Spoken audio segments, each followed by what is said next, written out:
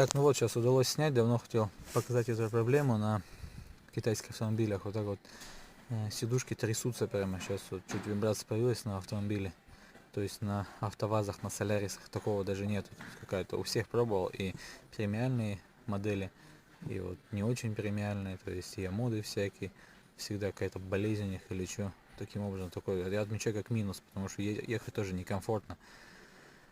Вот такие вот моменты, такой вот минус необходимо, если